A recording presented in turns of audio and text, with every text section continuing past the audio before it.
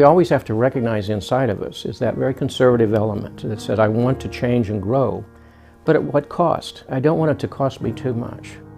I don't want to have to deal with what it means to die psychologically in order to experience some kind of new life or new growth that comes to me.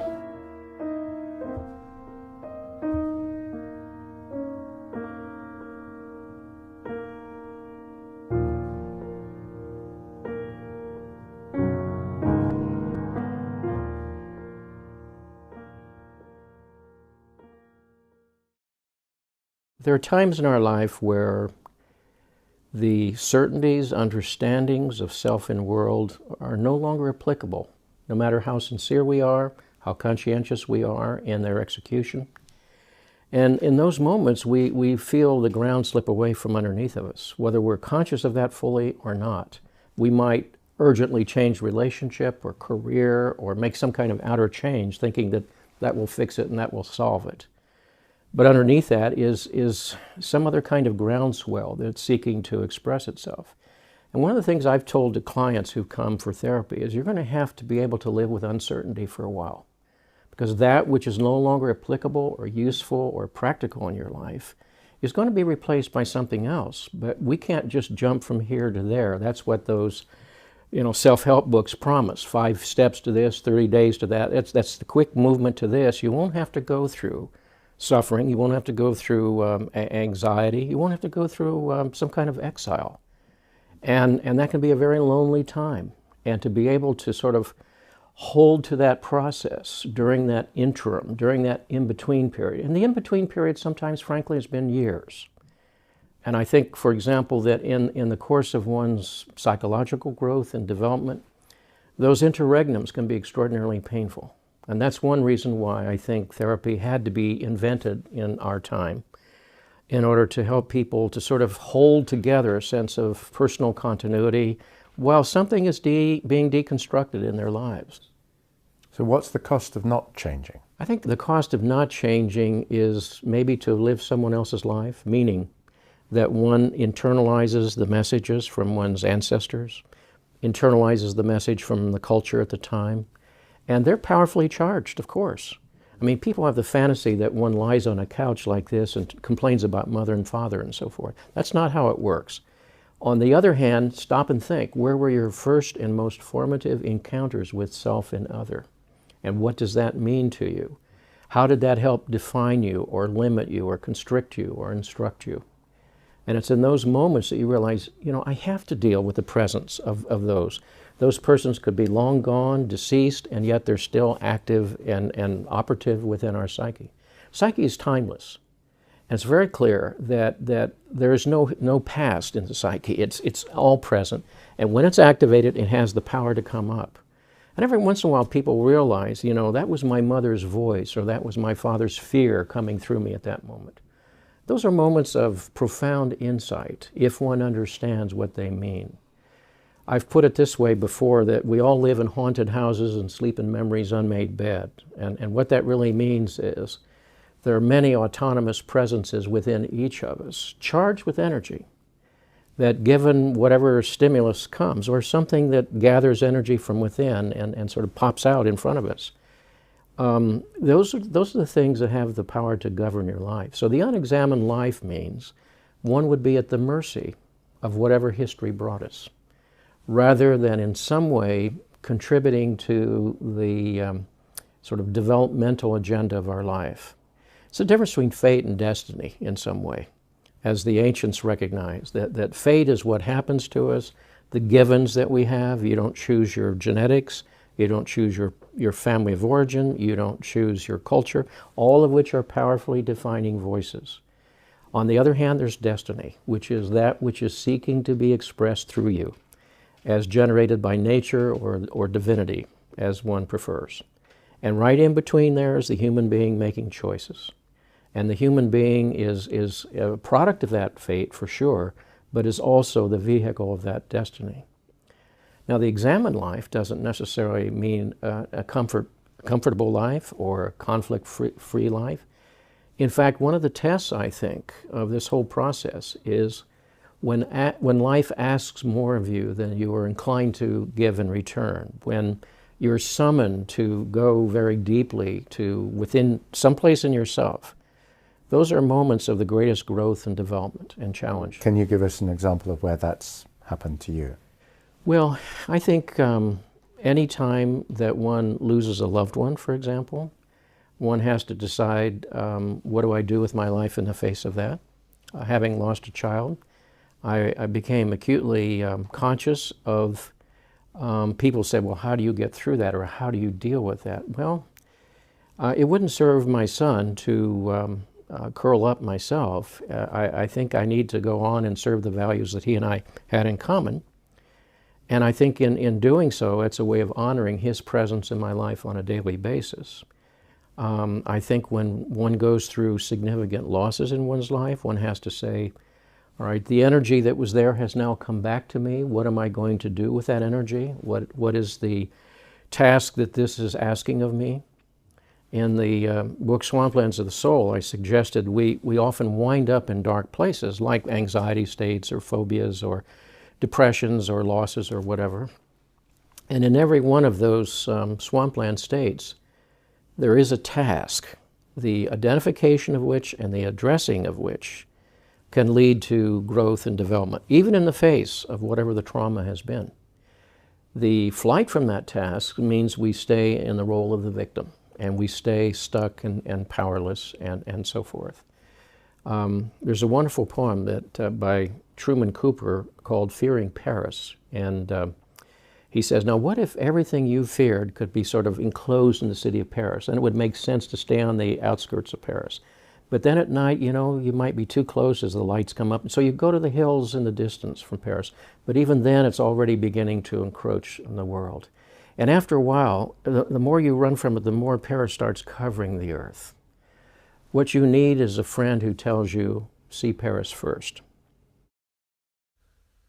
Suppose that what you fear could be trapped and held in Paris.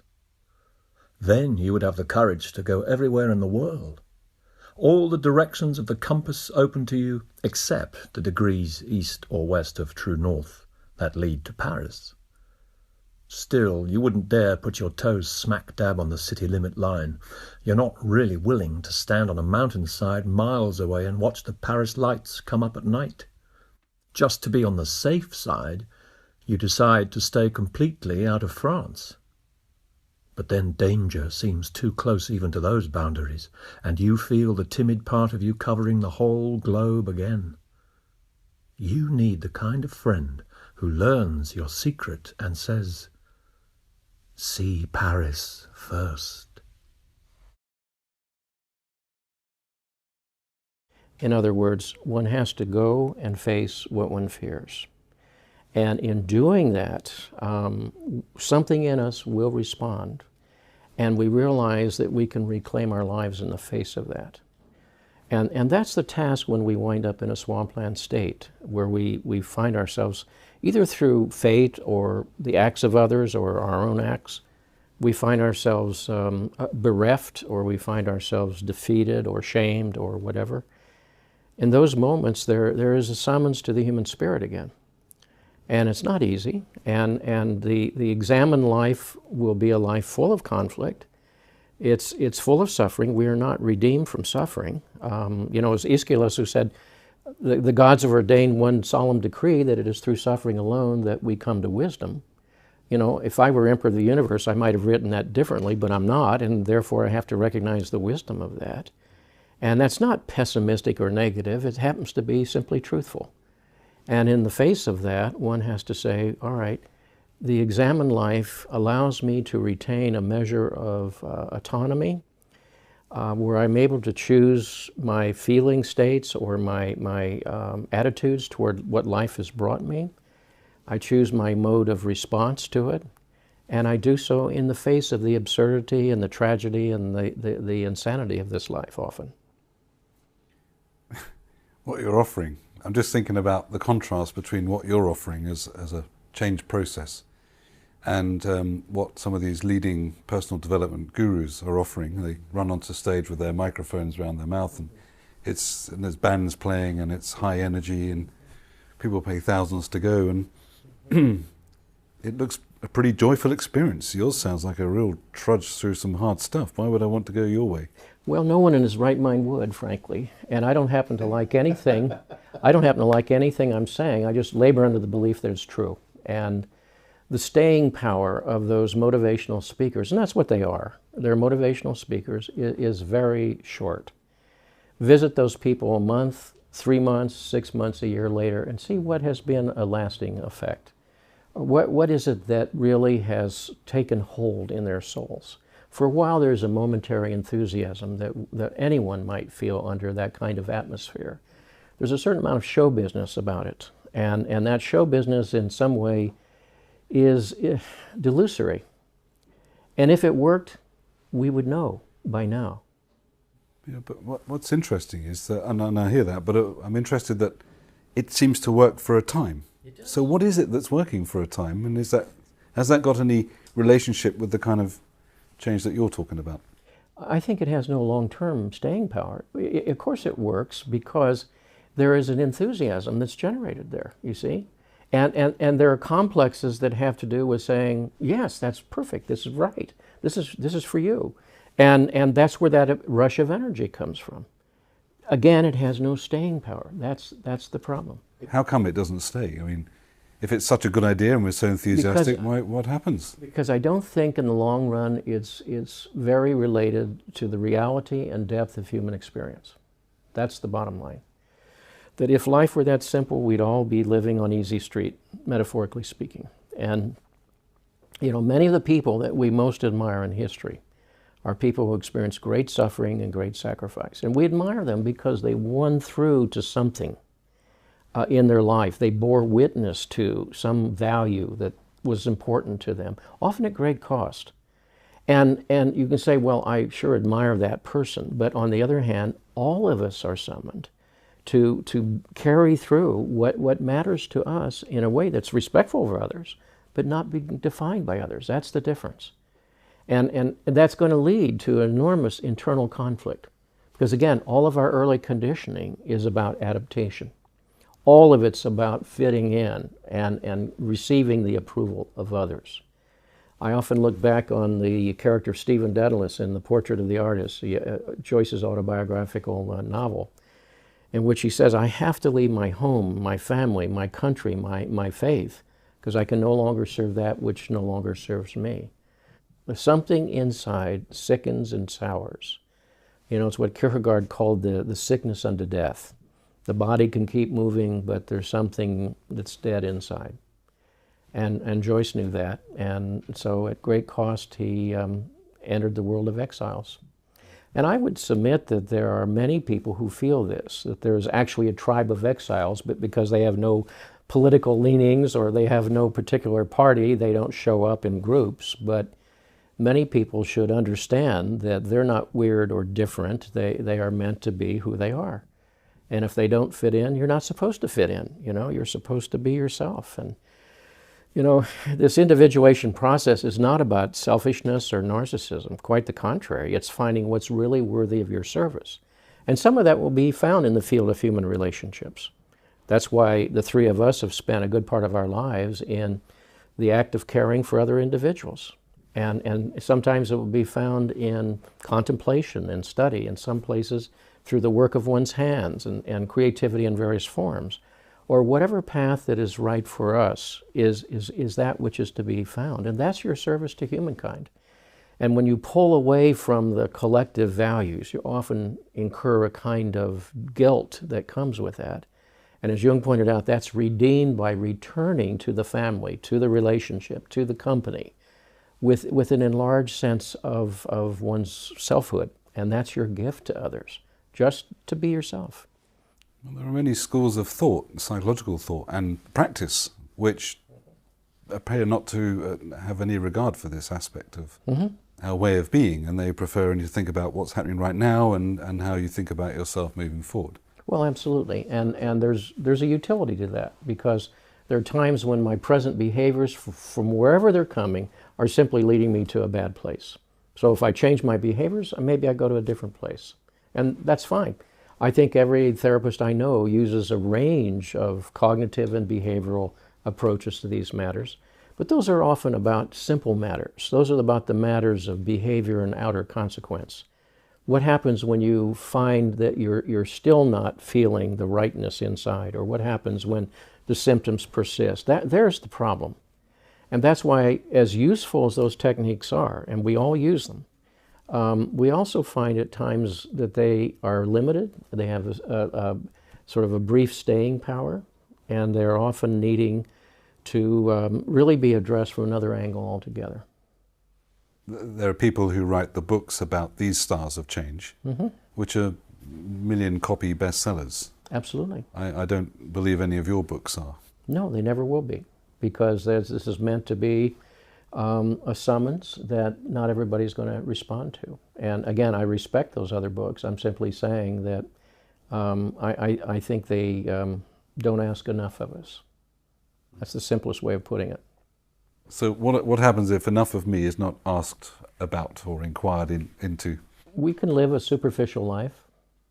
We can live a life governed by the instructions of our time and place. We can live in service to those rolling tapes inside, because they're certainly there. And then ask yourself at the end of your life, when you look back on it, is this something that you feel good about? Do you feel you've showed up? Do you feel that you lived the life you were meant to live? Those are tough questions. And if we're conscious on our deathbed, then we want to know that in some way, with all of the mess-ups and mistakes, somehow we tried to live our own journey.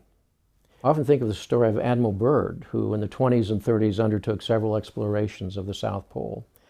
And at one point he got separated from his party and was convinced he was going to perish. So he wrote in his personal journal about his life and his impending death, and the hope that that would be found after he had died. And he was rescued and found. And when people read that, they commented with what equanimity he had accepted his life and his death. Which raises the question, I think, what does it take for you to feel at the end of your journey that you can accept it for all of the mistakes and shortcomings and failures that come with life? And I think two things. One, again, you want to feel you lived your life and not someone else's. For Admiral Byrd, it had to do with that inherent curiosity about nature. What was he doing at the South Pole? Well, something in him experienced that as a numinous summons. He had to go and do it. That doesn't summon me, it doesn't summon you, but it summoned him. We have our separate summonses. So you need to live your journey and not someone else's. And secondly, that you have to have some relationship to a story that's larger than you are. For him it was curiosity about nature itself. He wasn't a monk in a monastery studying an ancient manuscript, which would be the calling of someone else maybe. For him, it was about exploring the great mystery of that great emptiness. And he knew that the emptiness wasn't empty, and that somehow he had to encounter and experience that. And that brought him into contact with some larger story in his life. And so we have to ask ourselves, am I living my life, my journey? And do I feel some connection to something larger than pure ego existence? When did that happen for you, Jim? Well, one time it happened, I think, was with the birth of children. I think the most remarkable experience I ever had was attending the birth of children. And I know all about the biology of it, but I still don't understand it. It's still something miraculous that you don't explain. I think there have been many such moments in life. I think meetings with people can do that. I remember specifically once after 4 years of being in analysis in Zurich, and that's a great commitment and a lot of expenditure of energy and so forth. And I'd had one more dream that was pointing in the same direction. And it was almost like that proverbial feather that was tilting the whole pendulums inside. And I walked out, and I remember thinking, holy cow, or words to that effect, there is a self, capital S. It's been speaking to me the whole time. And it was at that moment I felt something shift inside. And I think it was at that moment the authority of a life lived was shifting from the external world to the internal world. It's not something you could manufacture. Now that was 4 years into a very intense process. And I've seen that shift in many other people through the years, both in therapy and outside of therapy. It's not something you manufacture, it's something you have to suffer your way through. You have to live it in some way, and then it comes to you. And I think in those moments then there is a kind of transformation of consciousness and of values, whereby you realize I can't live the same way I have been living. That has to be left behind for whatever reason. And I have to live in a way that is somehow validated from within. Because if it's not validated from within, it's probably someone else's life. I'm conscious that when you were imagining this glorious parental blessing, granting a child a kind of an unburdened life, you put the caveat, being mindful of the effect on others. It's certainly been my own experience, and certainly many of the people I've worked with over the years, that when one starts to listen to that self speaking from within, the summons that one is called to, if I were to announce today that actually the South Pole does call me, for me to then act upon that, to answer that summons, would be very disruptive to my present life, to my family. You know, that it might even require me to leave my family, to abandon my children, which I would find terribly difficult, either both to do but also to justify morally, emotionally. And I wonder how any of us traverse that tricky ground if one risks listening to the inner voice and what it speaks is something so terrifying in terms of the outcome for a disruption or a change. I think that's what happens with my clients too. There's a huge resistance to doing it. I'm going to watch this DVD or program about change because I want it, but at the same time I don't really want it. Of course, of course. And that's what I meant by those psychological deaths. Either way, we die. You die by not taking on that conflict, or you die by living it. And you know, Jung said once that a neurosis was the flight from authentic suffering. And there's a difference there. It's not like you get rid of suffering. You have it whether it's authentic or not. And that's a terrible dilemma. Many times people have said, well, should I do this or do that? And I've said, well, yes. You have to suffer both. You know, you do both. You honor your family, and you grow and live your journey. And you have to try to find a way to do that. And if it means putting it off for a certain length of time, all right, do so in good faith, as long as you're not making that as an excuse to yourself. You have to do both. And this is the familiar tension of opposites that Jung talks so much about. He said, in the face of any real conflict, you know, pseudo issues are easily solved. They're this or they're that. Real issues, both sides are true. Both are costly. That's a real life issue. And he said the task is to hang on to the opposites as long as you can until the third appears.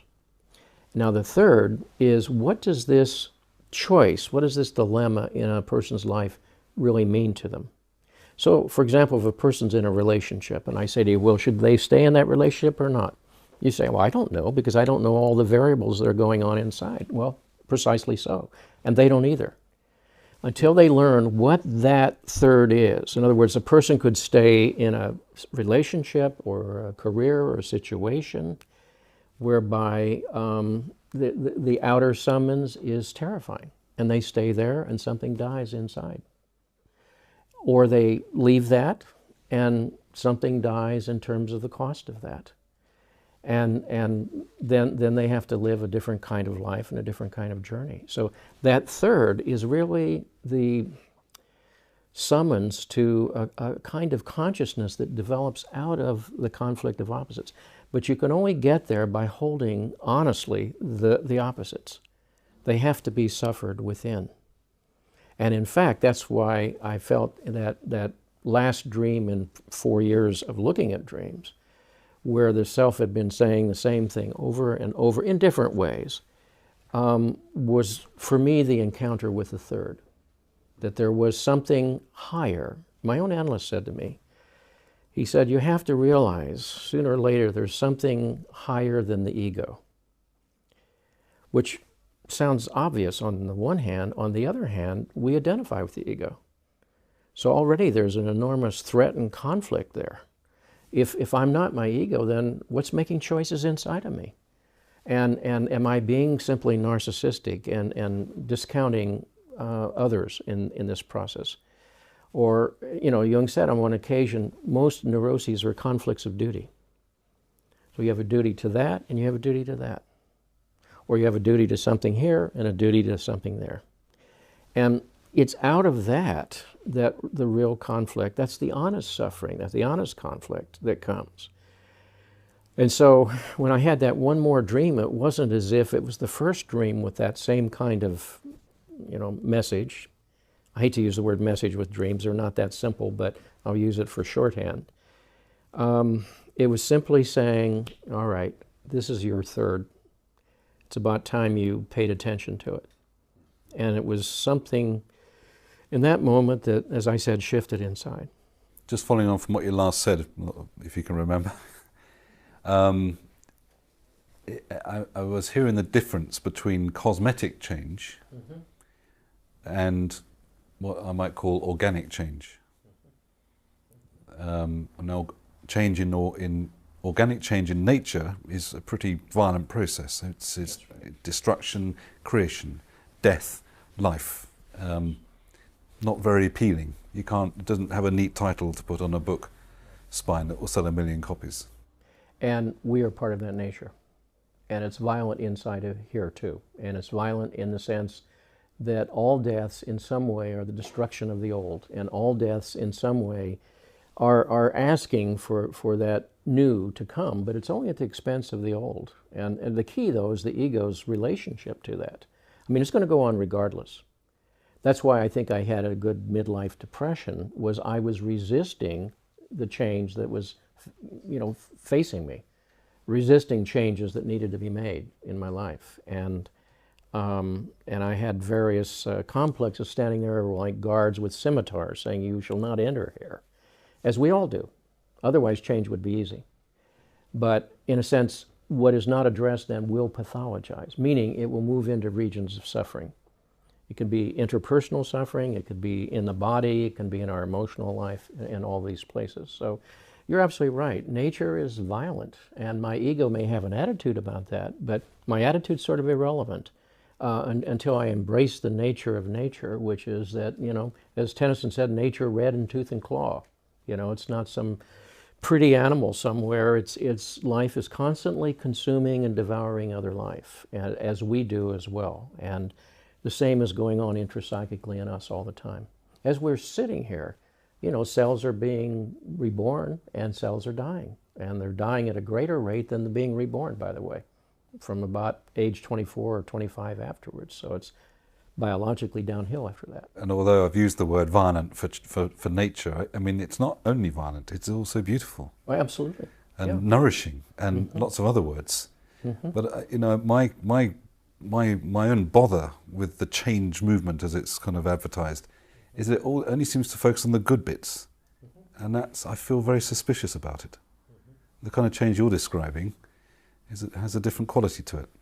Well, you know, change is the nature of nature. So whatever aligns us against nature is going to ultimately betray us, as we know, you know. I mean, Heraclitus noticed that 2,600, 2,700 years ago, where he said, you know, we can't even step twice in the same stream. The stream has flowed on, but we float on as well. And so the nature of nature, and that's why his core metaphor for nature was a flame, which is energy constantly in transformation, devouring, devouring, devouring, but out of that is the beauty of the eternal fire. And that's the human life experience. Freud was the one who really got us attuned to the idea of internal resistance. We say we want to grow and develop and resist it at every moment. And why? Well, because it's difficult. It will ask of us more than feels comfortable. It's very simple. And as such, you know, we become our own agents of resistance. And that's why I've said that we become our own problem, because we stand in the way of our own evolution and growth. Do you think that's a natural state? Do you think Martin and I have had long discussions on this subject. it doesn't seem natural to want to inhibit one's own growth. We're not mindful of any other animal on the planet that behaves that way. That's right, that's right. And that's why Nietzsche called us the sick animal. And Jung said that all of our problems stem from one place, and that's that we're separated from our instincts. So denatured, perhaps. We're denatured, yes, or as Nietzsche also called the pale criminal, you see. Those adaptations to the environment that we've talked about that are necessary and obligatory begin to separate us from our nature. Now, not to romanticize nature. You know, nature is rapacious, I should say. It is predatory. It is narcissistic. And to live in any society, we have to have some kind of observance of a legitimate social contract.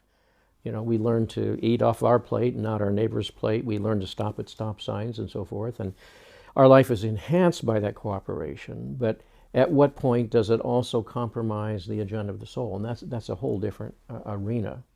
So the social contract is part of our adaptation to the changing circumstances of nature and our cooperative capacity, which allowed us to survive because we became not only the tool-making animal, but in a sense the cooperating animal. And at the same time, we remain an animal. And how does the animal get fed, psychologically speaking, when the cost of the social contract, it says, for example, you can't have that feeling. And then there's a conflict. Thou shalt not be angry.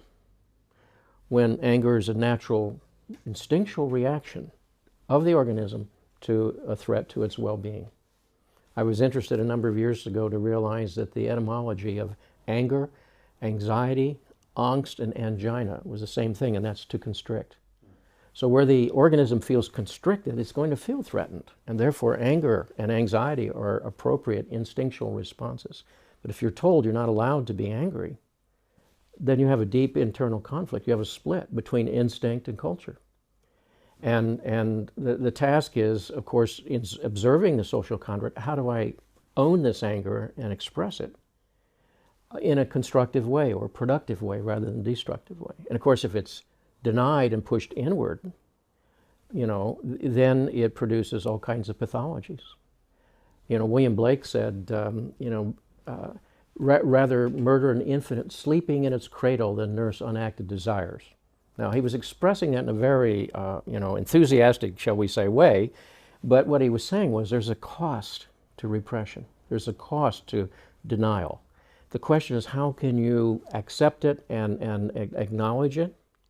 I mean, how can I come to terms with all that is within me that wishes expression and still live in a family or in a society?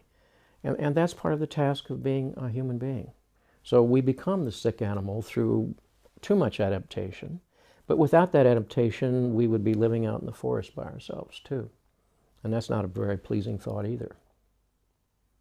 But so many people I've spoken to over the years about this have argued that if one, as it were, returns to a more accepting or willing engagement with one's instincts, then what follows very quickly is anarchy or a complete breakdown in the normal rules. Mm-hmm. Because the instincts are bestial and that's correct. And dangerous. That's right. That's why I said while still observing the social contract. And therein is the trade-off, because there is a greater likelihood of your surviving by being in a social setting. On the other hand, at too high a cost of prohibition produces monsters inside. As we witness, that happens repeatedly in our newspapers, that emotions repressed within break out in violent ways or predatory ways. So it's again the tension of opposites, you see. How to serve the legitimacy of the social contract and its demands, and also honor, the reality of your own psyche. And in that, I mean, this is an old struggle. That's why Freud said the price of civilization is neurosis, meaning there's this constant conflict. And in Genesis, the two trees of Eden, one you may eat of and one's forbidden. The tree you may eat of is the tree of life. That would be the instinct, the guiding instincts. The tree of learning or the tree of knowledge would introduce oneself to culture. And from that comes the fall. And meaning by that, the separation from one's instinctual life. which is the birth of civilization at the same time, and the birth of culture. So there you are. Without civilization, without culture, you wouldn't have, Michelangelo and Beethoven, or Adolf Hitler either. But we would be animals grazing in the field, so to speak, and at the mercy of the strongest of the beasts. And at times we still are in this world, as we know. And at the same time, the balancing of these opposites is the task of every person who lives in this society. But if we accept the idea that all of us do worse if we disconnect from nature, and that includes our own nature, again, how do we hold those opposites within us and thinking about them more collectively? Well, the cost of that repression was often a very deep pathology and a deep acting out on the part of some, and showing up in, symptomatic ways in those who repress that material. So, in effect, if you seek to repress nature, there's always going to be a cost. And the fact that we could label anything as pathological or as perverse ignores the fact that we all carry that within us. Freud used the term polymorphously perverse, and there's a wisdom to that, meaning that everyone carries the entire human project. And I don't want to see the abuser in myself, or I don't want to see the murderer in myself. And therefore, whatever that energy is in me may operate unconsciously, and not necessarily against others. It could be turned back upon myself. We kill aspects of ourselves, or we can make cutting remarks to others, or drive aggressively, or 1,000 ways those things leak out. So you can see why a culture would seek to control what you would call the anarchic forces. And it has a legitimate interest in doing so. At the same time, there's always a cost in doing so. And it will show up in auto-da-fés, in pogroms, and projections of all kinds. And it creates, the idea that the evil is always out there rather than acknowledging within. We'd have to say, from the standpoint of divinity or the standpoint of nature, the good and evil are not categories. Nature is naturing. The gods are godding, so to speak. Not very good English, but it gets to the point. It's the human ego that makes these judgments. And still, we are human beings living in a culture, so we have to make those judgments. And at the same time, to recognize that the problem of evil and the problem of suffering is not a problem of nature. When the shark wants to eat me, it's not a bad fish, it's just doing its fishy business. And it's hungry at the moment. And we kill in order to eat too, either plant or animal life. And so we don't think of ourselves as killers, and yet that's the only way we can survive. So we're all part of that devouring nature of nature, as it were. And to put a moral judgment on that is sometimes necessary, but it's also sometimes delusory, where we feel superior to that nature and ignore the nature operating within ourselves. So if I was to ask you what your own experience of the mechanics of change would be, I mean, we've talked about the mystery of change, I think, pretty well. Well, sometimes change happens developmentally. We just experience the growth spurt psychologically, physically, emotionally within us, and we step into the new place. And that's when nature is working the way nature's supposed to be able to work. There are times when there are all kinds of internal conflicts and external limits and prohibitions, where that produces an enormous amount of conflict. And normally people are not likely, or one is not likely, to begin to attend to that until the inner distress reaches a certain level, certain magnitude. It's at that point the person begins to ask the question, what's going on here? That's why we raised the question earlier. I've done all the right things to the best of my ability, and why does it not feel right inside? Or why does something always feel empty and without meaning, and so forth? And then you realize that the change has already been occurring intrapsychically, that the ship has left the harbor already. And then one realizes, that somewhere I'm in a position where I'm identified with those roles or those behaviors or those scripts. We all have them. And theoretically, they're supposed to take us an entire lifetime if we live them in good faith. And seldom do they do. Once in a while, maybe they do. In most cases, they don't. So change is usually experienced conflictually. Apart from those spontaneous movements that occur to us, most of the time it comes out because of conflict. A person goes through a divorce, or children leave the home, or there's an illness of some kind. There's some kind of nodule or focus there. When I first started my practice many years ago, I found people coming had quite different biographies, quite different presenting life circumstances. But what was common to all was that the roadmap that they had been using up to that point, rather well at times or not well on other occasions, was no longer working for them, no longer applicable. So what they wanted to know, understandably, is how do I fine-tune that so I can recover the program? It's like getting our computer fixed and it'll work properly again, rather than realize this is something else at work here. The wrong operating system. Wrong operating system, exactly, yeah. And underneath that, part of what has to happen in a therapeutic setting, whether it's with ourselves or with a third party, is to somehow validate that experience. Yeah, something is wrong here. Maybe it's not so much a moral judgment as a psychological invitation. Something is wrong here. What new attitude or behavior or accountability is being asked of me here? That's a different kind of question. And I don't think we necessarily just wake up in the morning with that question forming there. It has to boil and brew quite a bit in the person's psyche before it keeps pushing and pushing and pushing like that.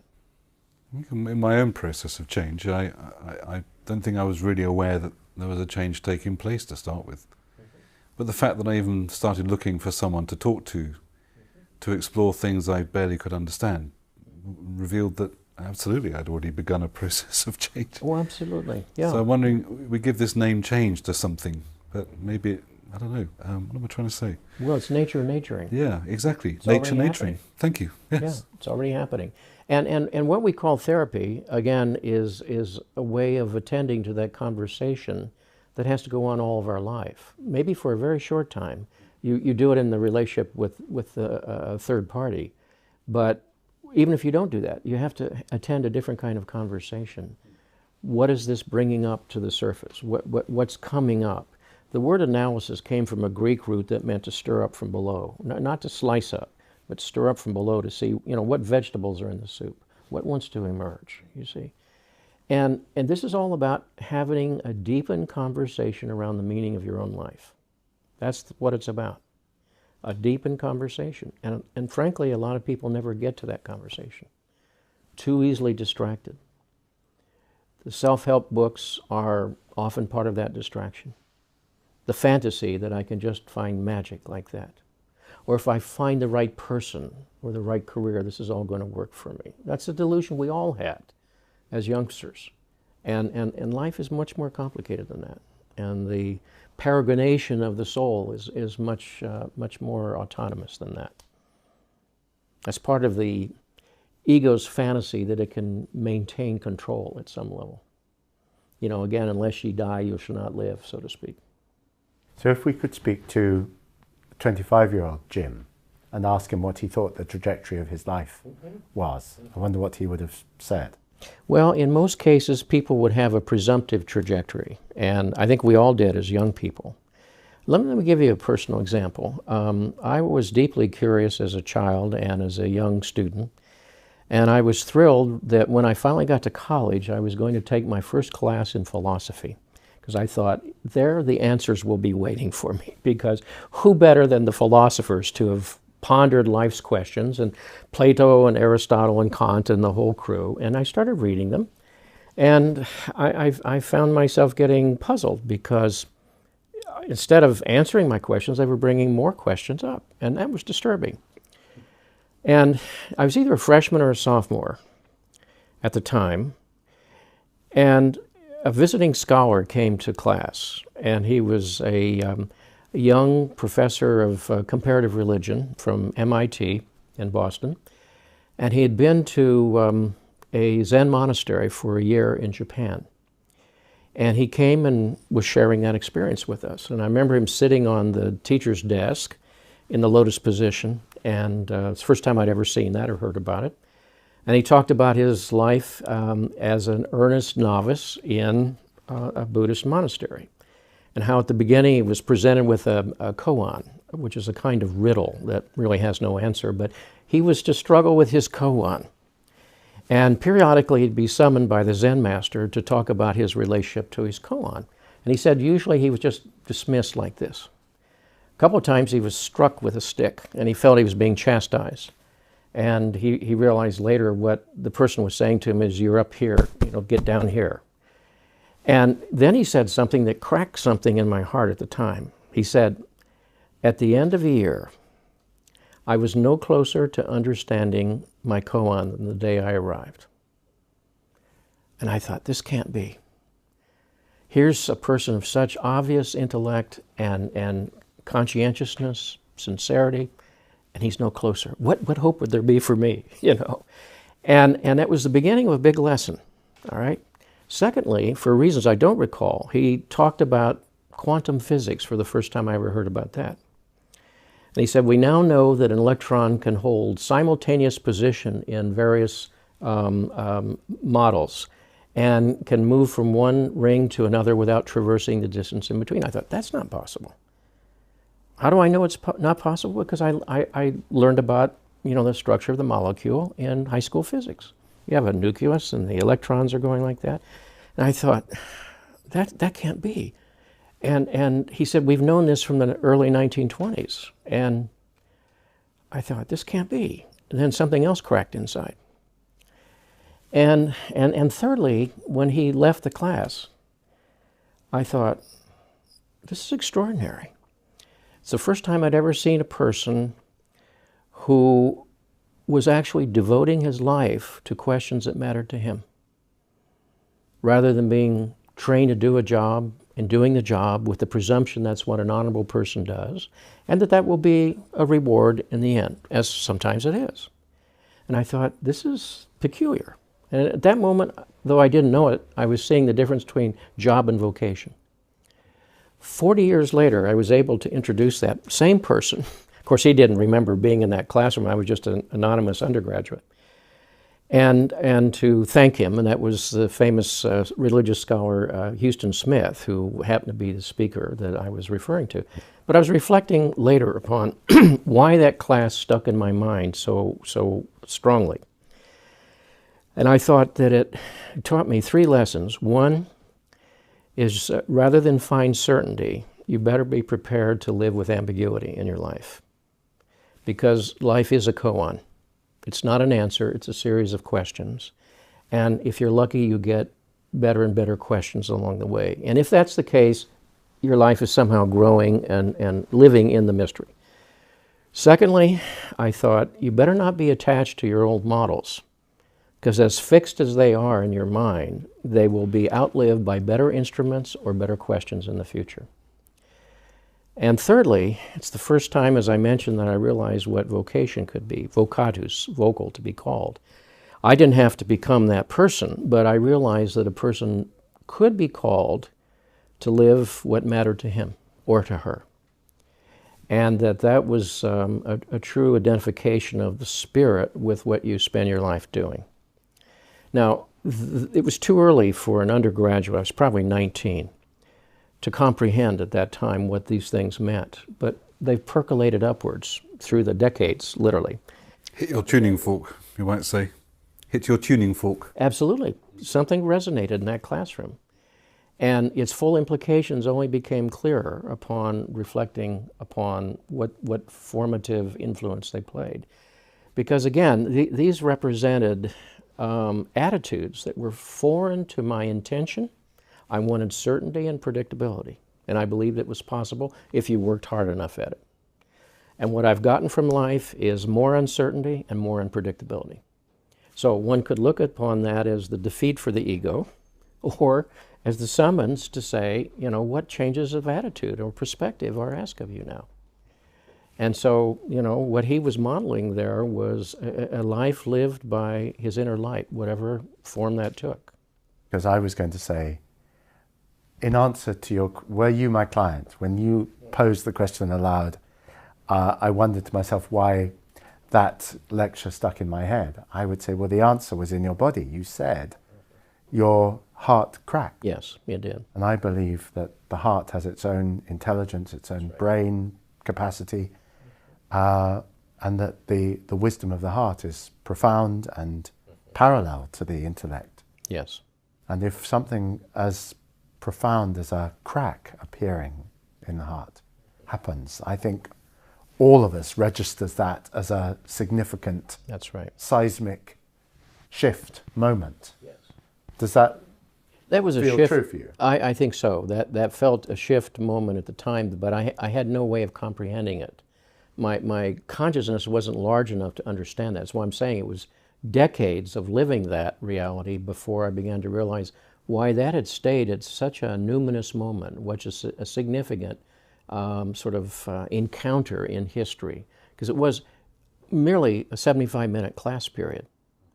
But in some way, I think it changed my life, or at least catalyzed some changes that were there waiting to be started.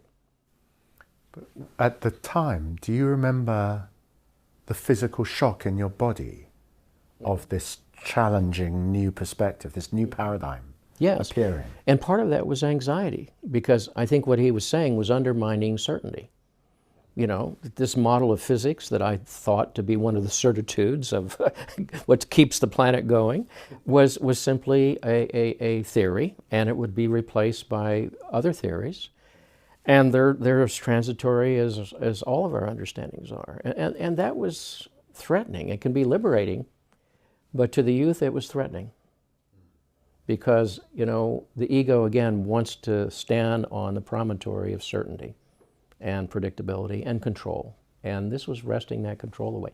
And also the fact that he couldn't, through his sincere effort, quote, solve the koan, figure out what it was about. And of course, we now know that part of the purpose of the koan is to befuddle the ego so that it's not caught in that old kind of trap and realizes it's only in letting go and allowing that paradox there to emerge. Because I remember even thinking in that class, I wish he would tell me the koan, which of course he wouldn't. I didn't ask, because then I could try to figure it out myself. You see, that shows the degree to which I would have been still rooted in the fantasy that with enough right effort one can sort of figure one's way out through life, which is one reason why I resisted therapy until age 35 instead of doing it at 18. Had you heard about therapy and had what attitude towards it? I dismissed it. I thought it was for people who just haven't worked hard enough at their life, or haven't thought it through, or haven't been conscientious enough and had all of the righteousness of an 18-year-old. So life had its own expectations, which showed up. Did you have any conversations with people between 18 and 35 which revealed to you there must be something there, because this person is talking about doing therapy or reading one of the great thinkers within the therapeutic realm? Did you have, in the hero's journey, you'd meet the crone in the woods who would point you in the direction that you might end up going in? I think I must confess that I stayed pretty much up in the head through my 20s, and I was preparing to be a college professor, and that was my day job in those years when I first went into therapy. That's what I'm saying. I resisted as long as I did, and in retrospect, that was not wise, but it was what I knew at the time.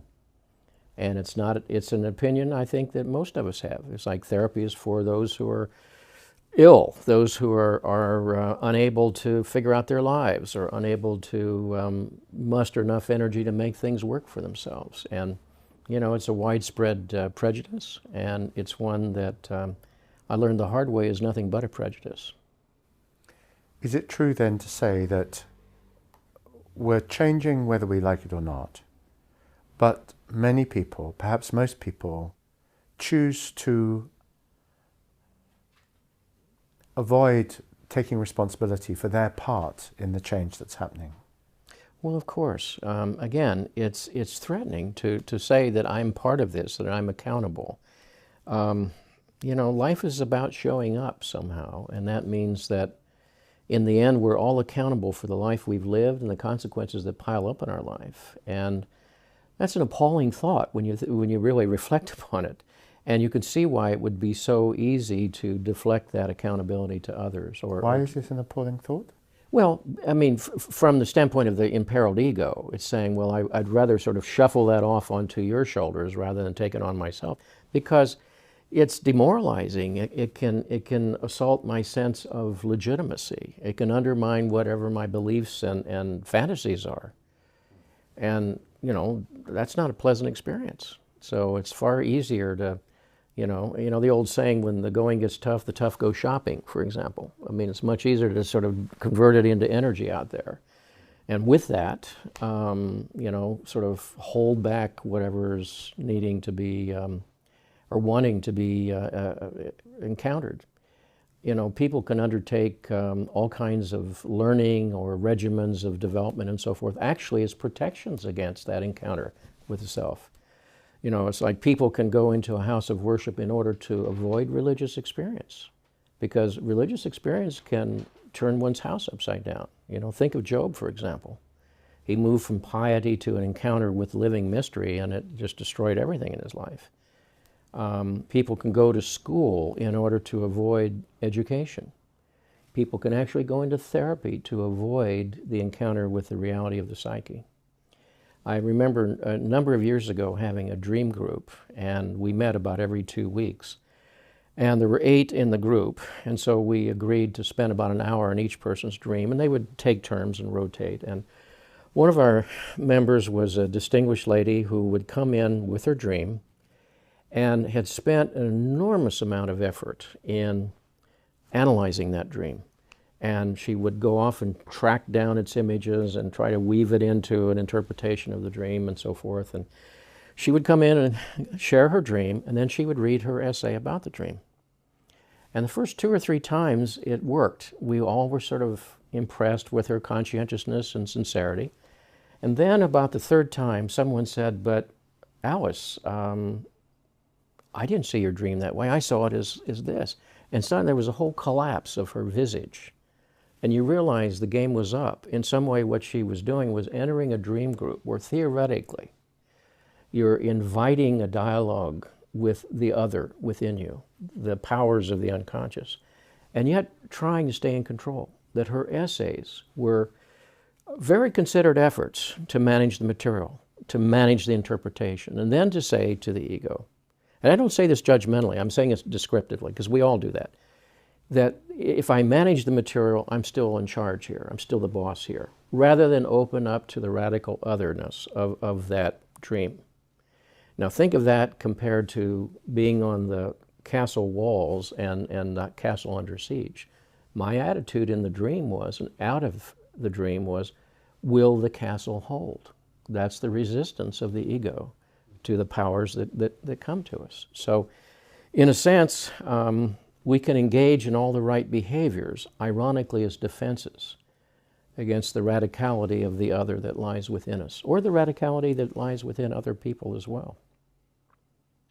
Thank you. I have questions piling up now. First is an observation, though, that came to me as we're speaking, and as I'm listening, and I think there's a bit of a misnomer involved in this concept of change. And I think the way it's marketed is the way that any product in our culture is marketed, which is if you use this product, you'll get a fantastic outcome. Of course. So buy my version of change, apply it, and you will be changed. Job done. There you go. What we're talking about is kind of the step before that, which is I don't enjoy where I am, and yet I want to experience something different. I'm not necessarily trying to buy the outcome, but I don't like where I am. So the kind of change you're promoting is almost is not an end point, but simply leaving of the stuck point. So the change isn't what you become, it's what you're leaving. That's right. That's right. With a very uncertain outcome. That's right. That's right. And historically, people would ask the question, what does God want of me here? Or today, maybe, what is the soul asking of me here? And it's like, don't ask that question if you don't want to get an answer. Because I think in the long run, there will be an answer there that comes to you. And it's not going to be where you are, it's where you're being pulled to, whether you like it or not. And that's change. You're right, because change, like anything else, can be a commodity that you market. Well, that's how personal development books and products are sold. You know, do this and you'll get a result. But that's not what you're talking about. No, because where I'm called to go may not be a place where my ego wants to go. I think that's important to know. That's the difference, again, between vocation and the ego management system. The ego management system is about controlling anxiety as best we can, getting our needs met as best we can, and being acceptable in the world, let's say. But the alternative is really to be summoned before another kind of accountability. And again, talk is cheap. That always encounters resistance within each of us, naturally, because the change, which is the nature of nature, is always a violation of the agenda of consciousness, or almost always, I should say it that way. Once in a while a person says, you know, this clearly is not working for me, I will embrace whatever life brings. That happens, but most of the time people are sort of dragged into this process. You know, those who resist sooner or later are dragged by the gods, as the old saying has it. In fact, Jung put it this way, in a way that I find very troubling and yet profoundly true. He said, what is denied inwardly will have a tendency then to come to us as outer fate. That's a very scary thought, because then one has to say, so what is it I'm not looking at here? What am I not paying attention to? Because it's speeding toward me like a truck on the wrong side of the road. It's a very troubling thought, but it's a kind of summons to mindfulness, I think. So that's kind of another reference to the mystery of change. Mm-hmm. And I'm still thinking about the mechanics of change. I'm very aware that people are going to be buying this film or watching this film hoping to discover something about change for themselves. Mm-hmm. I know I would if I was coming to it. Mm-hmm. I'm wondering how we can help them with the mechanics. One thing I would say is it is a summons to start trusting inside what you've always known, what you've always believed, what you feel has been true for you from the beginning, but was too scary, or too costly, or forbidden in the outer world. That you have to somehow begin to trust that there is a center that speaks, and if one tracks it over time, it's not instantaneous. If someone dreamt tonight here in London, well, I'm moving to Paris, I wouldn't advise that person to move to Paris. I would say that's probably a metaphor, because you might move to Paris and get there and it suddenly says, oh, well, it was really Athens you were supposed to visit. It's not about the way in which the ego consciousness would literalize that. It's more about, it's time for you to start moving off dead center. It's time to relocate psychologically, especially if those motifs would continue in the dream life. Then you begin to say, all right, something here is trying to speak to me, and what is that? And that's what I was describing that time in Zurich, where at the end of 4 years I said, holy cow, there really is a self speaking. And it's been speaking with a certain consistency the whole time. It wasn't that I didn't know that. The implications of that were intimidating. It also meant change is happening, and you have to embrace it because it's happening in any case. It's already happened inside. You know, one of the things I've said to people, you know, you've already moved on inside. You just don't know it yet. Because if your outer adaptation were working for you, you would know it. It would feel right to you. You would have that sense of purposefulness that comes from that. The automatic playback, the cycle of the reciprocity of your investments of energy would come back to you. But you know, there's something disconnected there. So that change has already happened in you. It's time to begin to, you know, pay attention to it. But if I get to that point where I suspect I've made wrong choices, or rather maybe harmful choices, or maybe just boring choices, frankly, how am I going to trust myself to make any more decisions? Well, I think first of all, we all do. And I think, you know, a lot of people will carry shame about those choices, guilt about those choices. We all do. And we should be creatures that could carry shame and guilt, or we'd have no moral responsibility. But on the other hand, one can feel so contaminated by the choices that one feels disempowered to ever trust anything. And that's something that has to be confronted there. And to realize maybe one made a bad choice in one's partner, or a bad choice in one's career, or maybe it was right for that stage of the journey. And no longer is applicable to where you are today. You know, when I left college teaching a number of years ago, it wasn't that I had given up on teaching. I felt that I wanted conversations with more mature people along the way, rather than an 18-year-old. There's nothing wrong with being 18 years old. It's just that there are certain questions, certain kinds of conversations we couldn't have at that point. It was right for when I was younger in life. And so one has to say, all right, the nature of change is going to pull you to a better place within yourself, perhaps. But it often comes on the wreckage of earlier life choices, and one has to be very honest about that. You know, it's part of that creation destructive element that is at work within nature at all times. I suppose what I'm wondering as we're sitting here talking is how one embodies oneself as a practitioner, the lived truth of this. Because it seems to me part of perhaps the central aspect of the healing process is the energetic exchange that takes place between me and my patients. Their deep self, their unconscious, their true authentic nature must be able to scan me and check whether what I'm saying feels authentic and true for me.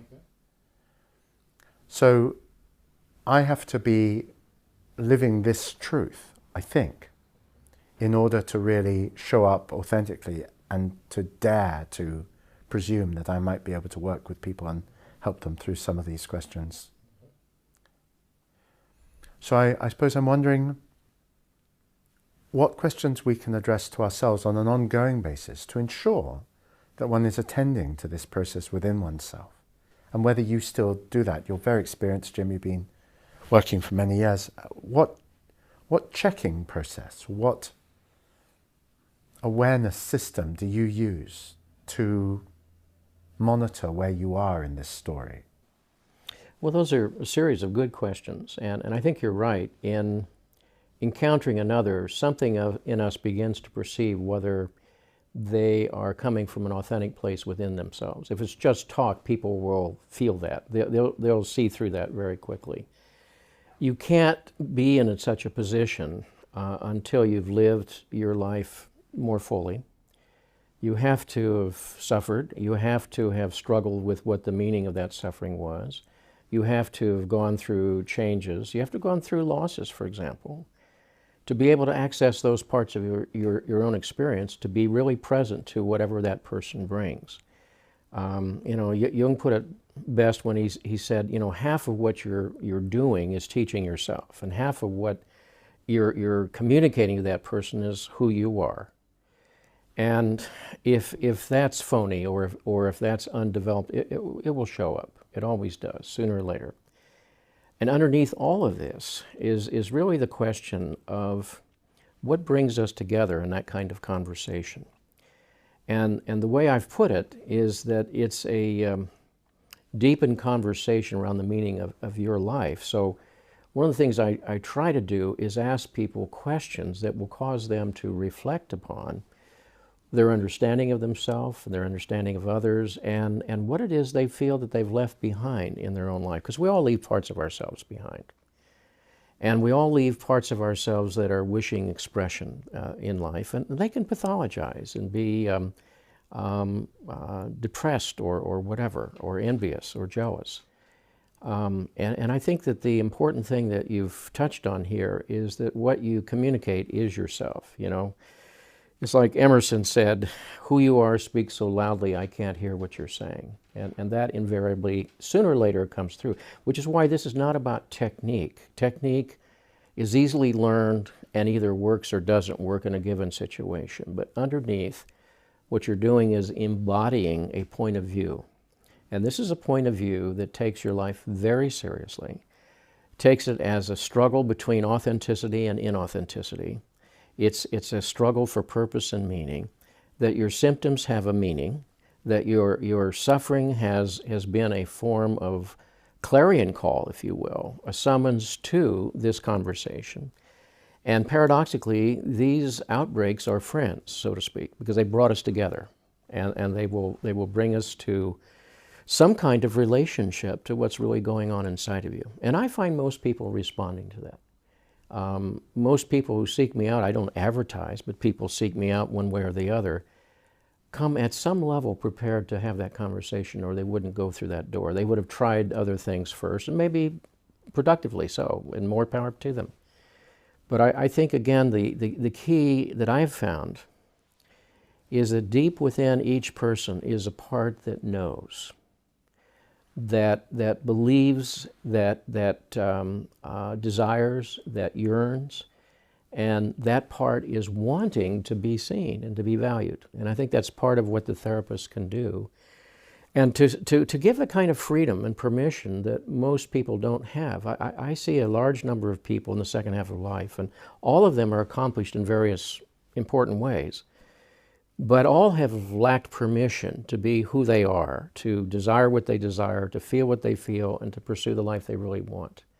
So giving that kind of permission is something that we can't necessarily do, but you can sort of bring the question up so they realize you have to somehow seize that in your life. We're here such a short time, and you have to be able to seize permission to be who you are on the journey that makes sense to you. And no one else is an expert on that. No one else knows what's right for you. I can look at someone's situation and see likelihoods, yes, but I've been wrong at times. And there are times in which I can't possibly fathom the depth of a person's soul. And what's right for one person is not necessarily right for another person. And then you have to say, all right, something in this process is about producing that swirl of energy that's going to bring things to the surface. And then to invite an attitude of openness and to invite an attitude to trust the process, that it will in time bring to you the issues you need to address, and you'll have to find your way of responding to them. Your path is going to be a different path. Now, that sounds very simple. Believe me, it's complicated and it's radical in a way, because none of us have had that kind of affirmation or approval or permission in our lifetime. But I find people respond to that. There's something hungry in them for that. And do you continue to give yourself that permission too? It's an ongoing process. I mean, I'm a person who grew up with a world of constrictions like everybody else. And so I have to continuously examine them. And remember, the core message of my family of origin was, don't show up. You'll get hammered out there. You'll get attacked. You'll be at risk. So part of my struggle in life as a card-carrying introvert is to show up in life, in relationship and in teaching and writing and speaking and so forth. And so this is not easy, and it's not meant to be easy, but it is meaningful. And that's why I would say, you know, happiness, which is one of the products that we commodify in our culture too, is so delusory. Happiness is so transient.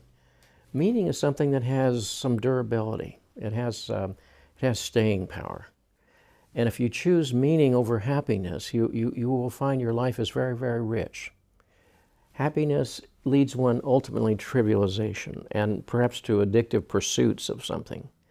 But if you find something that is meaningful for you, that causes you to pull upon the parts of yourself that you maybe didn't know were there, there's something inside that supports. There's something that's reciprocal there.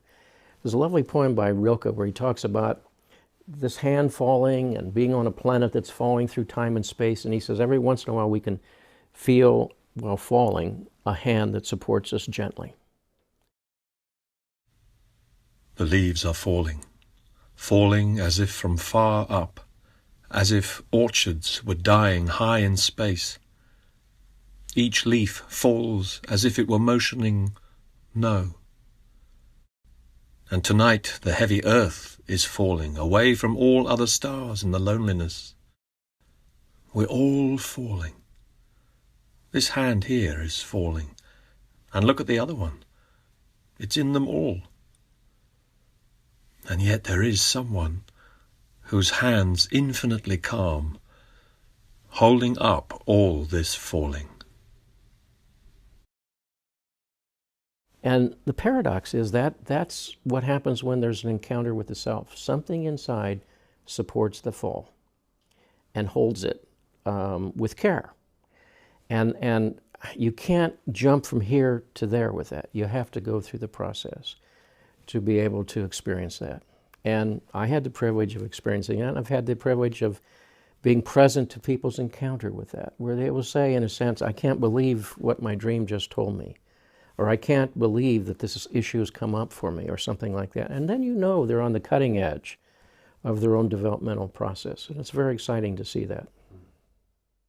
So I'm sitting here mindful that you said you're a card-carrying introvert, and yet here you are, you're appearing in your own film.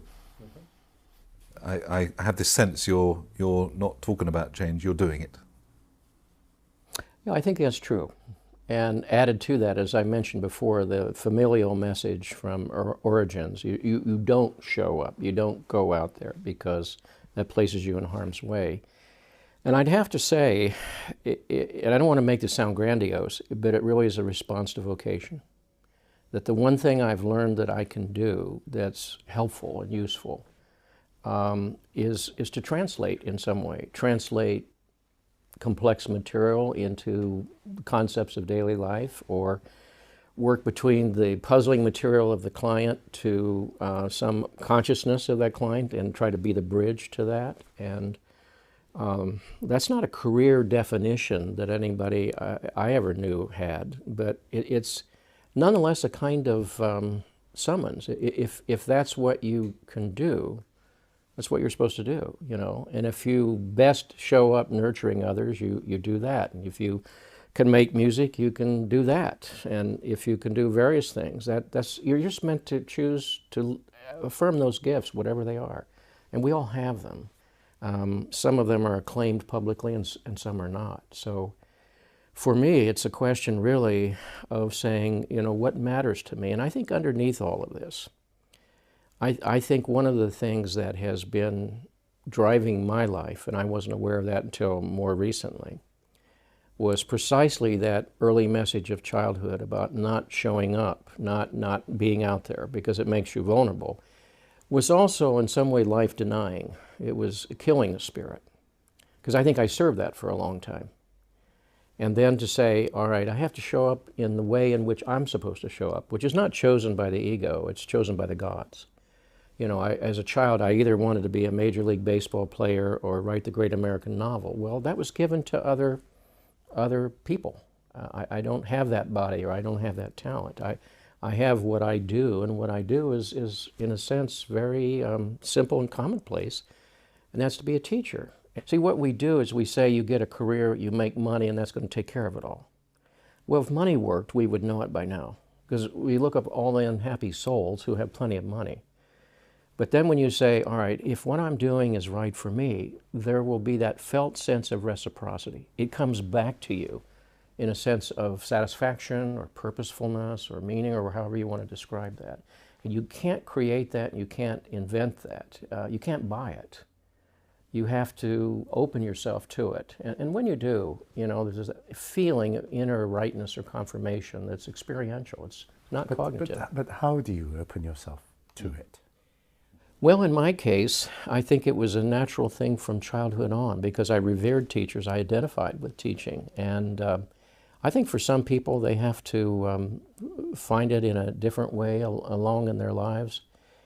You know, paraphrasing Brother Shakespeare for a moment, you know, some people have vocation they're born to, some have it thrust upon them, and some of them have to find it along the way. And I think for me, it was just fairly apparent from the beginning that that's what I enjoyed doing. It was not about being well-known, and it was not about making money. Those were, you know, sacrifices that would be made along the way. It was rather to say, this is what matters to me because I feel it inside. You know, it's an experiential confirmation. And you realize along the way there have been various invitations to say, but what does speak to you? Address them now, speak to them now, start developing now, be prepared for that. Now, a specific example, when my daughter finished university and she went to a culinary institute, and she drove through town en route to her new career in another city, I felt, of course, a part of my heart go with her, as every parent does, and I was feeling a little reactive sadness and depression there. Then I thought, you know, this is an old therapist trick, but it sometimes works. What would you say to others who brought you the same issue or problem? And I said, well, I would say to that person, you know, what you have invested was well done. Here's the product of it. Now that energy is released, it's come back to you. And what are you going to do? So after years of denying writing, I started, as she's driving across the United States, I started writing The Middle Passage. And it was the beginning of a series of books that were waiting or sort of stacked up in the unconscious to begin to start flowing outwards. And it was really taking that energy back and saying, all right, now it's time to place it in another place that wants expression through you. And that's, in a sense, the task for all of us in the second half of life. It's like first half of life, you have to go out there. It doesn't matter what you do at some level. I mean, as a young person, I couldn't have tolerated that advice or suggestion because I wanted to know what I was doing was the right thing, of course. But it doesn't matter what you do. You go out there, you bumble around, you run into walls, you make mistakes, you get hurt, you stand up and you say, what's that all about? And what do I have to learn from all of that? And what does that tell me that works for me in my life and what doesn't work for me? It's a very severe inventory that one has to go through periodically in life, you know? One of the most helpful things I have got from you, from your work, is the phrase, create space to invoke possibility. I treasure it. I offer it to all my clients in one way or another. And for me, it's one of the essential prerequisites for change, for the actual mechanics of change. I heard an alarming talk recently by a neuroscientist who said that children today, and I suppose that's all of us as well, receive more information from the external world in 24 hours than their ancestors would have received in 3 or 4 months. So we are all bombarded with distraction, as we've identified previously. How do you and how do we and how do you support your patients to create space to invoke possibility? It's a very good question. The influx of information is literally overwhelming. You know, I can find, you know, between clients 4 or 5 emails have piled up just in that 1 hour. And that pace goes on continuously. And the traffic is enormous. And we find ourselves nothing but a series of respondings to all of those things. And so, first of all, for someone to say, and I really strongly underline this with folks, this is a commitment to you, and I'm making that commitment to you also, that we faithfully pay attention to this hour every week. More if needed, but in most cases, one hour a week. And that's not the only hour. That's only 1 hour of 168. And you must spend at least an hour the rest of the day somewhere, steal it as need be, and say, I will pay attention to what's coming up in me. I said, some of your best thoughts will be as you drive away. Well, record them as soon as you can. Waking at 3 in the morning, you'll suddenly see something or remember something, or strange dreams will come to you. Write them down. This becomes your meditation. This becomes your devotional. And some people, of course, say, well, I don't have time for that. Well, in a sense, you don't have time for yourself, and that's our problem. You know, we're flooded with information. When does that become knowledge? And when does knowledge become wisdom? And those are things that can get in the way of each other. We can have too much knowledge to keep us from wisdom. And that's why so much of the world's great religion depended on parables and stories and maxims and so forth to sort of summarize the wisdom. But, that informational influx, I think, is something we're all drowning in. I only expect it to get worse in a way, not get better. So you're absolutely right. One has to somehow carve out. You have to think that your relationship to yourself is important enough that you're going to carve out some time. And this is a discipline. It requires a faithfulness. It requires a mindfulness of paying attention to. That's what therapy means, therapoion from the Greek. Pay attention to.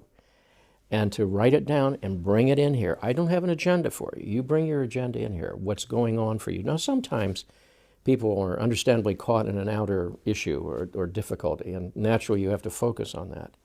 But focusing on that can ignore what really is wanting to grow and change and develop inside as well. It's not just about putting out fires. It's rather saying, what constitutes a living fire inside of you. And to say to someone, you have, of course everyone says, well, I don't dream or I don't remember my dreams. But sleep research tells us that we tend to average 5 or 6 dreams every night under normal sleep schedules. And that's an enormous amount of activity. And nature doesn't seem to waste energy. It's part of a reparative process and part of a communication process. It's an example of what Jung called the transcendent function. And what he meant by that was something in us is trying to transcend the boundary between the unknown world and the known world, the conscious world, and to facilitate. So we don't know what the unconscious is about, but we have a dream that lingers, and then consciousness is able to address that, and somewhere there's a meeting point that transcends that boundary between them. And to say, all right, that is a discipline, that is an obligation, and you have to take this seriously. And if people are not willing to take it seriously, they edit themselves out of the process. They disappear and go somewhere else. In most cases, I find that people respond to that because something in them has long been hungry. It's about taking seriously, without self-absorption, taking seriously the meaning of your own life journey. As obvious as that sounds, that get pushed to the roadside constantly. I find that works most of the time, but I always find in my clients a sort of a residual few who seem unable to access that part of them that could take care of themselves, as if their will has been disabled. No, I think it has, because all of us get overwhelmed in life, and the magnitude of the summons to that kind of dialogue with the soul is intimidating. I would say to all of us, it's not necessarily a pretty conversation. I mean, what if it says to you, your life is wrong, you have to change it? Who wants to do that? Nietzsche put it a different way. Beware when you stare into the abyss, because the abyss stares into you. But the magnitude of this journey stares into us all the time, and it is intimidating. Someone asked me a question in a casual conversation a few years ago. If you had one message to send to some extraterrestrial species to say, you want to know what humans are about? Just one thing you could send them, what would you send them? And people had various suggestions and ideas, and I thought about that. And what occurred to me was I would send them a CD of the blues. Because all that is yearning and sorrowing and also creating music out of that is the essence of the human. And if you want to know us as a species, listen to the blues, if I have only one thing to choose. If someone came to you as a patient and said, I'd really want to change my life, I'm going to turn up every week, but I keep watching myself do stuff and I seem helpless to do anything about it, how would you go about helping them with the process of change? Well, first of all, I would want to depathologize their experience and say, well, that's common to all of us. Don't think that there are special people out here who have magic or were blessed in some way. All of us have to go through something like this, and to validate their doubts and confusions and apprehensions. And to say, in so many words, we all overlearned our powerlessness in life. And so we are intimidated by the large. And so you have to somehow begin to take your own life journey seriously. And when you do, you realize that requires some kind of response on a daily basis. Now, the way I put it in one of the books was that no matter what we do, today, tomorrow, 2 gremlins appear at the foot of the bed. One is fear and one is lethargy. Fear is always saying, life's too big for you, it's too much, you can't handle it. And lethargy says, chill out, have a bonbon, turn on the telly, tomorrow's another day. And they're the enemies of life. And again, if you've lived your journey today, they're still there tomorrow. They keep showing up. They're the enemy. I was very interested a number of years ago in rereading the Odyssey, and I found that all of the perils that Odysseus and his crew faced fell into fear and lethargy. The fears were the intimidating powers of the ocean, of the Cyclops, of the clashing Symplecades, And the lethargy part was the Circe's island and the land of the lotus eaters and so forth. So it was all about, shutting down in the face of fear or going to sleep. And one person, continued to plot his way forward. And I have a small passage on my computer in my office that's there on a daily basis where Odysseus says, whenever the seas are heavy and shape-shifting and so forth, and if it knocks my raft to pieces, then I will swim. Now, that's from 3,000 years ago. Why is that there on my computer, an instrument of the present moment? It's to remind us of that timeless journey. It's like, from time to time, the sea will shake your raft to pieces, and then you're in the drink by yourself. And guess what? You can swim. You can swim, and you have to swim.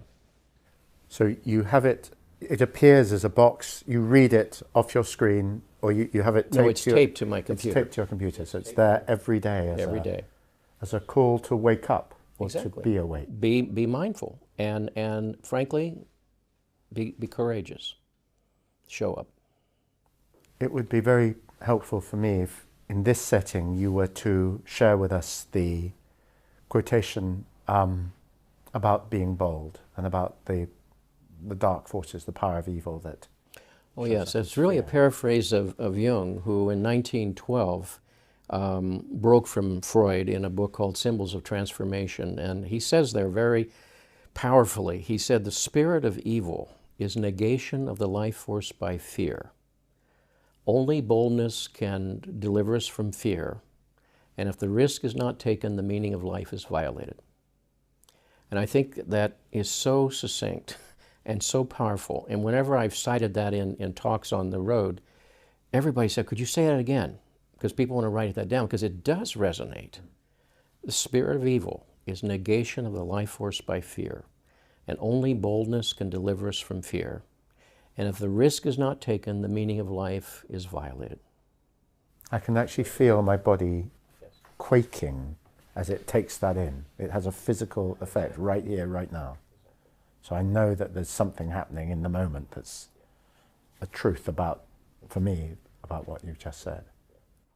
And to kind of use language we've used elsewhere, it's almost like he's saying to continue a life of being denatured is an abomination of nature. Absolutely, absolutely. It's what it sounds like. Yes, exactly, yeah. And of course, we began as helpless infants, so our powerlessness is deeply impressed upon us. And yet we're asked to show up, and that's part of the paradox of the human journey. We may lack the physical powers or the mental powers or the psychological powers, and yet we're asked to be who we are.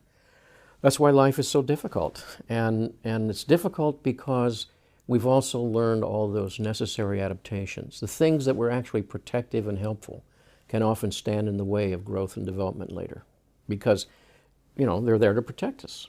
It would be folly to leave our protections, and yet at some level that's what we have to do. And if we don't, something pulls us. That's the point. That's where the pathology really develops. If we could come up with 3 or 4 or 5 bullet points of change, the mechanics of change. Well, I think the first thing is to recognize that what's happening within always has a purpose. And sometimes we have to learn to read the outer world in terms of what's happening there. The troubles in a relationship, or the difficulties of sustaining an energy for the work or something like that, to realize that always has a purpose. And the question is, what is that purpose for you? It might be different for you than for someone else, but what purpose could that have for you? To recognize, as Martin suggested, open that realm within you as a possibility for change and growth. Again, knowing that we will approach that with enormous ambivalence, because that's both exciting and threatening at the same time. To open that door, and that involves a commitment, and it involves a sort of discipline that sustains it over a period of time. It's not quick fix. And thirdly, recognize that change is seldom about the comforts of the ego. It's in fact almost always going to bring the ego into greater difficulties, greater dilemmas, because it's asking something that we haven't done up to this point. It's asking something that's perhaps outside the comfort zone. And that's why Jung said the sort of spirit of evil is overthrowing life because of that fear.